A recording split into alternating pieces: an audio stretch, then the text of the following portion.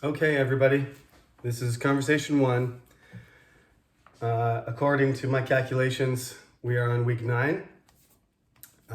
Over half the students have finished their midterm interviews, and I'm doing the remaining ones today and tomorrow. I'm not going to comment on how the midterms are going because that's not fair, just in case the Tuesday students get a peek at the recorded lecture before they get to do their test. But basically, keep in mind all the things I told you on Zoom a few weeks ago, and relax. And if you make a mistake, don't get stuck. Keep going. I think that's some basic advice I can share with everybody. It's never good to just get hung up on one detail and get stuck in the middle of your interview. So keep that in mind. Keep going no matter how much trouble you're having. Just keep going until it's done, and then it's done. We are in chapter 7. I'll keep it light this week, as light as we usually keep it, fairly light. But I know people are studying for other midterms, and some people still have to do this one. So just so you know, chapter 7 is not going to be asked this afternoon or tomorrow. I'm not adding a new question. Chapter 7 is about my favorite things. As I said, everybody has been doing their homework so far, but that part is over. So we did the 4, homework paragraph assignments. No more of that. We're doing midterms. It's in the middle of midterms right now, so there is no homework. But you do have to remember today's topic, because this topic will be added to the exam. Okay, so the exam is going to have 3 questions, and you will not have to introduce yourself again. So the exam will have 3 questions of all of the topics that we've done this whole semester. So there should be 10 or 11 topics by the end of the semester, and I will ask you 3 of those. The self-introduction is done with once you've done your midterm. Okay, so the chapter is called My Favorite Things. The objects of the unit are to identify things that people collect, talk about collections and hobbies, and talk about things you like. Now, a lot of people in their self-introduction decided that they would talk about their hobbies. So let me talk about the word hobby first. North Americans, I have to include Canadians too, we have the same attitude about hobbies. A hobby has to be something that you do that develops you in some way. So you need some sort of skill or challenge or activity. Okay, so we don't really consider watching TV a hobby. You could study documentaries, and you could collect movies, and that you could argue is a hobby. But if you just sit down on the sofa and you turn on the television and you watch something, sports or dramas or comedy or soap operas or whatever it is, your news, that's not called a hobby. It's too passive for that. If you're building something, if you're doing something creative, if you're gaining knowledge, reading is a hobby. So if you're watching TV and you're watching documentaries and you're learning, that's a hobby, okay? It's the same thing with some things are kind of ambiguous. Is listening to music a hobby? Yeah, if you're collecting the music and you're learning the songs and you're memorizing lyrics and acquiring knowledge about music, I guess that's a hobby. If you're just putting on music as you walk down the street and it's something in the background, it's not really a hobby. You're probably doing something else, like you're exercising. Exercising is a hobby. Music is just the thing that makes you not bored. Well, it's just a form of entertainment. You see how it is? So normal hobbies end up being like fixing cars, collecting things, like in this chapter, collecting coins, You have to actively go out and you have to research them, and then you have to find them and buy them, and then you have to arrange them. Scrapbooking is a traditional, I'm not sure how many people do that anymore, but I mean, the new scrapbooking is basically building your own website. If you build your own website, that's a hobby. Okay, so let's make a distinction here between just an interest and a hobby. A hobby is something that you're dedicated to, you collect it, you develop it, you learn about it, you have knowledge, and in some way it might represent some kind of a challenge to you. Okay, so that's what we think of a hobby. So taking a nap, there's no ambiguity there. Taking a nap is not a hobby. My hobby is napping. No, okay? That doesn't count. All right. Okay, in these pictures, there's a whole bunch of different things. Some of these things are old-fashioned hobbies, but there's all kinds of, current and 21st century hobbies. There's hobbies that are being generated and created all the time right now that never existed before. So you can, a hobby is an evolving thing, just like a lot of the other activities we do. 300 years ago, there was no soccer. Now we have the beautiful game that people play all over the world, and we have the same rules. But it started out, hundreds of years ago with a bunch of English people and inflated, pigskin tied off and running around with it, trying to like tackle each other and kick each other with no rules whatsoever, except for get the ball from one side of the village to the other. That's the way things develop. So we have, some people love making memes. I know many of you are probably into that. Lots of people use Instagram. Instagram itself isn't a hobby though. Browsing Instagram is not a hobby.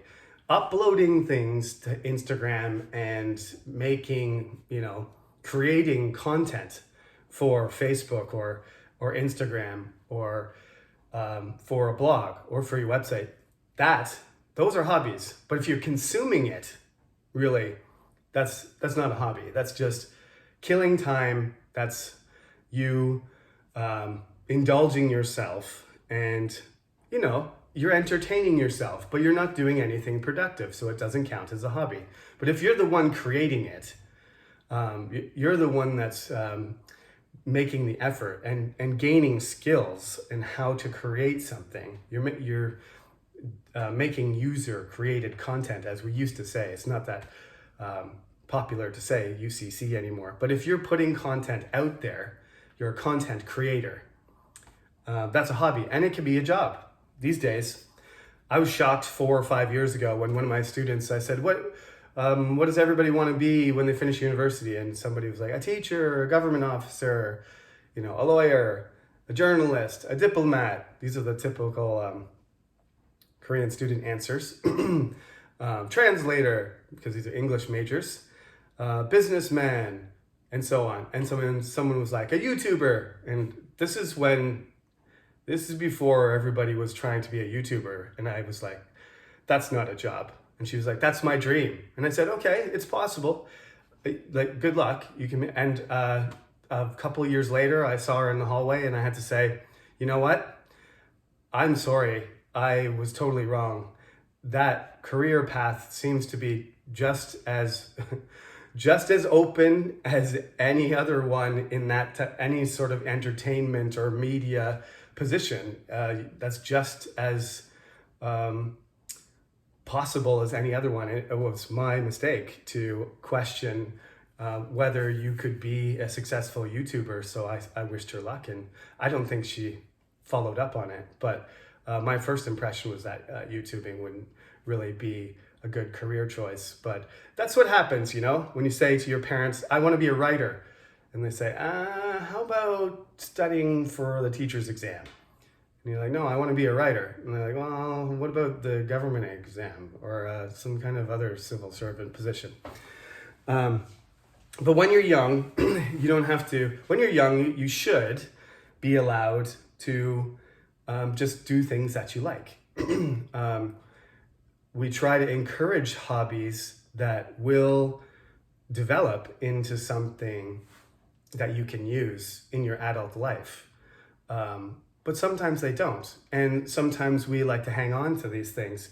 The first picture in the book is about, has a collection of dolls. And I think this is one of the most creepy collections because especially some of the old-fashioned dolls, just the way they created the eyes, they kind of have these sparkly eyes that kind of seem a little bit less human, and they tend to blink kind of strangely, or in some cases they track you when you're moving across the room. You can kind of see the doll still watching you.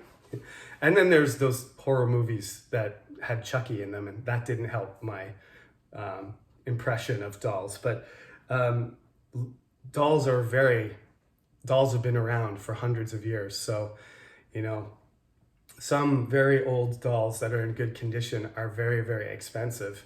And some, I mean, most kids, boys and girls, do like have dolls. And in Korea, sometimes you call the animals dolls too. But the dolls are usually supposed to be human, looking. And if they're some kind of animal and they're soft, then we call them stuffed animals. But you can have a stuffed animal collection. You can have a doll collection. You can collect stamps. You can collect watches. You can collect plates or bells or magnets.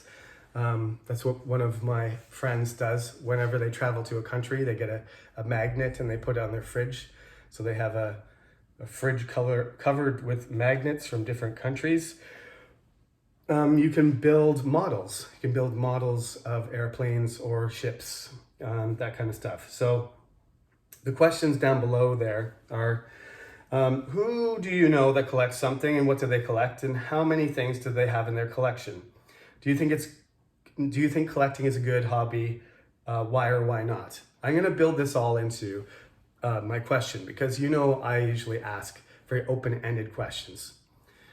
Okay, and I'm going to ask you, do you have a collection, and why or why not? Or tell me about a collection, and tell me what you think is important about it. Okay, you're allowed to answer negatively, as we've done through the midterm, and will continue to do. Usually, I'm going to allow you to respond to a question with a negative instead. Especially, so far, a lot of people with the sports question, I've said, what is your opinion about sports? And it's about 50-50. Half of the answers have been, I love sports, and I like this sport in particular, and I want to talk about that. Or, I'm not really good at sports myself, but I love this player, so let me talk about this player. And those are the affirmative answers. But then there's a whole group of other people that are like, yeah, I don't really like playing or watching sports. So they've said, well, the reason I don't really like sports is because I've never been very good at it. And PE class in high school was the worst class for me. I always dreaded it. I didn't want to get changed. I didn't want to get sweaty. I knew the teacher was going to make us run hard and exercise and play sports that I wasn't going to be good at, and I was always picked last. That made me feel bad, and so I never developed an interest in sports. So there's possibilities both ways. Same thing with collecting. Some people love collecting things. Some people think collecting is a waste of space and it's clutter, right? If you collect too many things, you got to organize them and clean them and put them in a certain place. Some people just collect them and they just throw them in a box, or they collect them and they put them all over the place.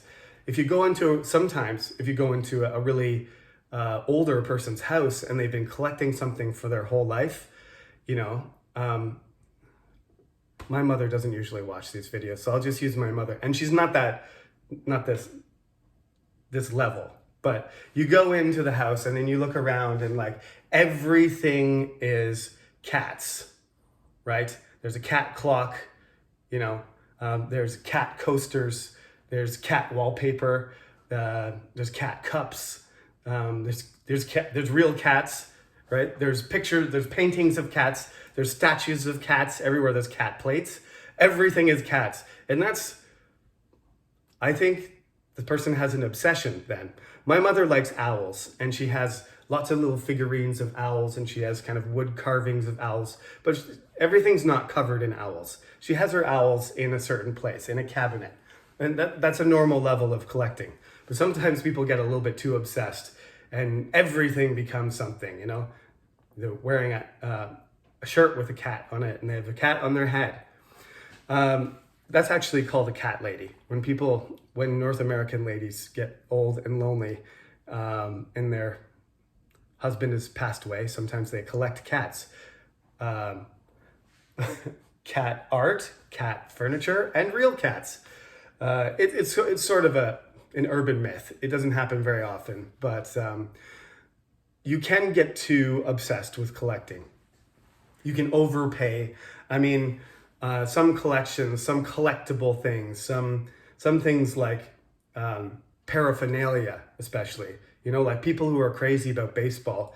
I think the most expensive baseball card in the world, it used to be the Mickey Mantle rookie card, but I think another one has been sold. It's worth like 3 million American dollars for a baseball card, you know?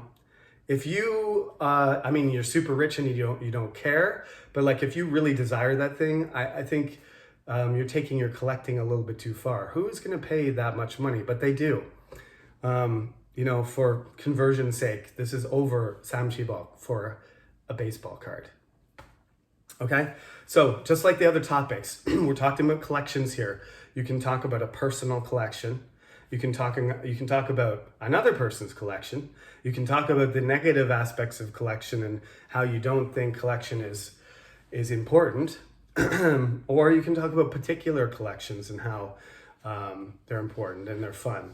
I have a friend of mine who has a metal detector, and what he does is he goes into the mountain in Korea and he looks around, and then he finds pieces of metal, and he finds really old Chosun coins sometimes, and he finds bullets from the Korean War, and he finds tools, you know, that were used 100 years ago, and you know he's collecting them, and he's gonna give them. I don't know if he's gonna give them or sell them, but they're gonna go in a museum, and they're pieces of history there. That's a cool hobby, and that's a cool collection.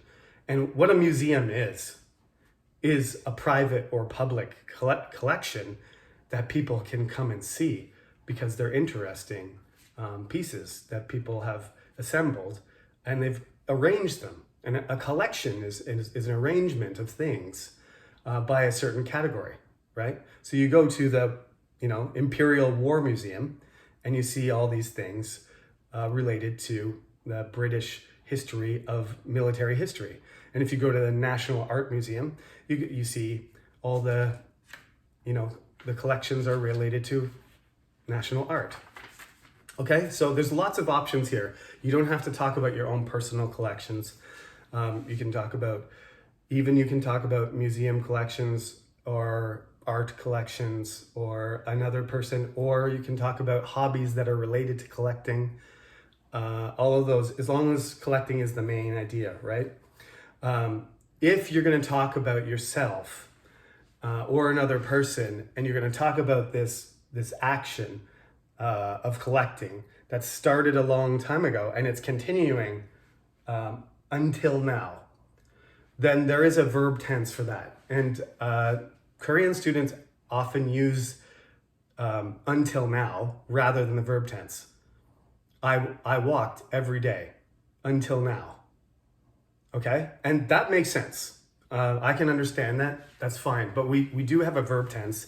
And some of my students say, you know, the problem I have with English is there's more tenses to deal with. And I say, you should try French, because French is just so many verb tenses. I gave up a long time ago. I have command over a certain number of French grammar tenses, and then I just give up on the others. I usually tell my students, you know, just 4, past, present perfect, Sorry, not present perfect. That's what I'm going to talk about today. Just past, present continuous, present simple, and future. Get those sorted out. Those four, okay? The two present tenses we use all the time, and then the past and the future. Get those figured out and use them as much as possible. Now, the fifth one I think you should go for is the present perfect. This is used when it started in the past and it's still happening now. That's why until now works, because that's what the tense, that's the function of the tense, is to say that something is happening. It started before and it's happening to this moment. So until now describes that.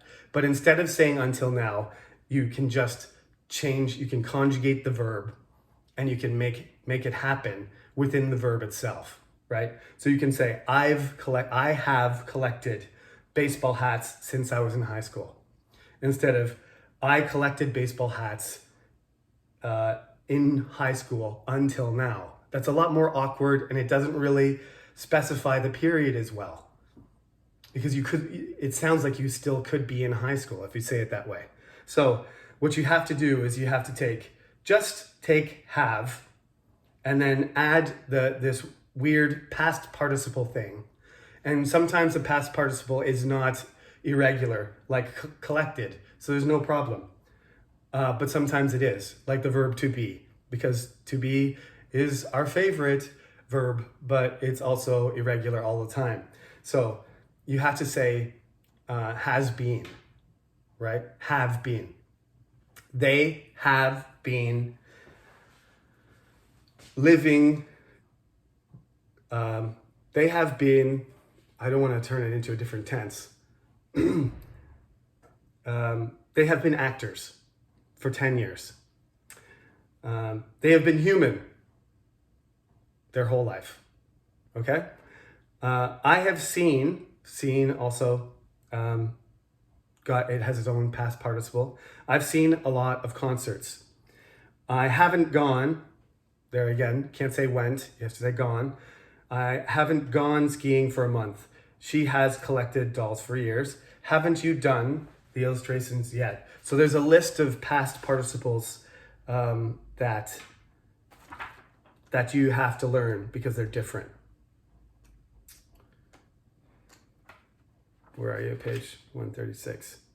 Right, so on page 136, you can see at the bottom, it's got a list there, the common irregular past participles. If you know all of these, then, you know, if you make a mistake in a situation where it's not a common past participle, big deal. But these ones, people automatically are like, what did you just say? So just quickly, be, the past participle of be is being. Become is become. That sounds easy, but that's not the way it's supposed to be. Buy, bought, do, done, eat, eaten, find, found, get, gotten, give, given, go, gone, have, had, know, known, make, made, pay, paid, say, said, see, seen, sell, sold, take, taken, tell, told, and win, won. I think I mentioned in a previous lecture, my son, who is learning English and Korean at the same time, he always tells me that he winned. And I always have to say, you won. You didn't win, you won. It's just one of those things you have to memorize because there's irregular verbs in there. So if you're talking about a collection and you started it a long time ago and it's still happening, or you're talking about another person who started a collection and it's still happening now, then please, by all means, use the present perfect because that's what it's for. Okay? I guess we'll stop there for today, but that is our first new topic for after the midterm. Don't be confused. For the rest of you who haven't finished, I'll see you later today or tomorrow. And no homework once you have watched this video lecture. Just make sure you come up with some ideas. Prepare yourself to be able to talk about collections better just make some notes while you're watching the recording. And then before the exam, practice again so that you're ready to do the interview. And if that question comes up, you won't have any trouble. Some people weren't really prepared for certain topics. You got to make sure you're ready to talk about any of the topics that I've listed so far and until the end of the semester. Okay? So thank you. Good luck with all your midterms, and I will see you again on the recorded lecture circuit next week. Have a good day.